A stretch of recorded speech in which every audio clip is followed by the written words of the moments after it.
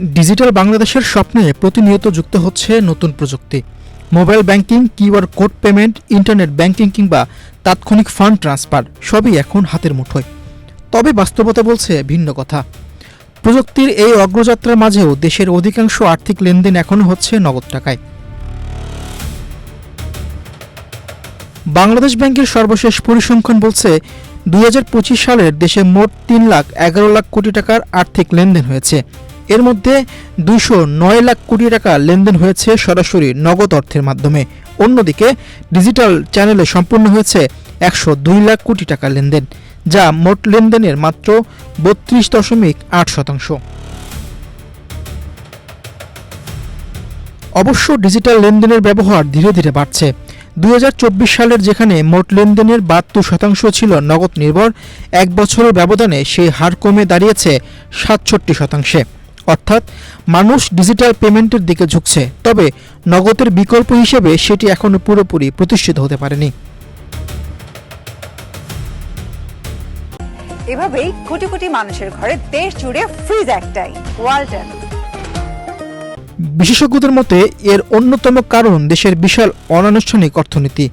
কৃষি, পরিবহন, পাইকারি ও খুচরা বাজারসহ বিভিন্ন খাতে প্রতিদিন বিপুল অঙ্কের অর্থ লেনদেন হলেও তার বড় অংশ এখনও ব্যাংকিং ব্যবস্থার বাইরে।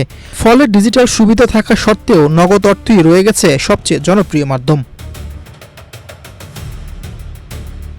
ব্যাংকাররা বলছেন, শুধু প্রযুক্তি চালু করলেই ডিজিটাল অর্থনীতি গড়ে ওঠে না, প্রয়োজন শক্তিশালী অবকাঠামো। দেশের অনেক এলাকায় এখনও নিরবিচ্ছিন্ন ইন্টারনেট, স্মার্টফোন কিংবা ডিজিটাল পেমেন্ট গ্রহণের উপযুক্ত ব্যবস্থা নেই। ফলে গ্রাহক এবং ব্যবসায়ী উভয়কে নির্ভর করতে হচ্ছে নগদ টাকার উপর। ডিজিটাল লেনদেনের বিস্তারে আরেকটি বড় চ্যালেঞ্জ নিরাপত্তা।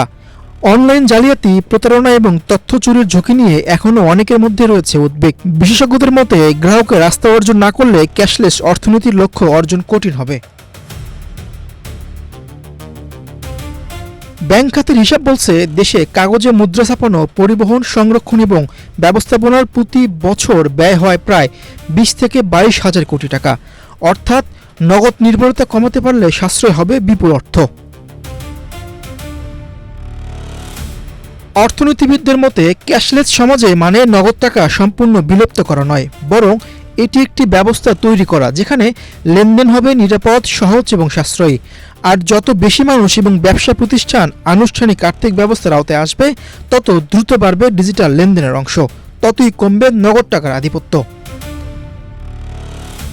ডিজিটাল পেমেন্টের ব্যবহার বাড়লেও বাংলাদেশের অর্থনীতি এখনও নগদ নির্ভর। প্রযুক্তি, অবকাঠামো এবং আস্থার ঘাটতি কাটিয়ে উঠতে পারলেই কেবল বাস্তবায়ন হতে পারে বহুল আলোচিত ক্যাশলেস অর্থনীতির লক্ষ্য। মীর হোসেন সরকার, বাংলাদেশ প্রতিদিন।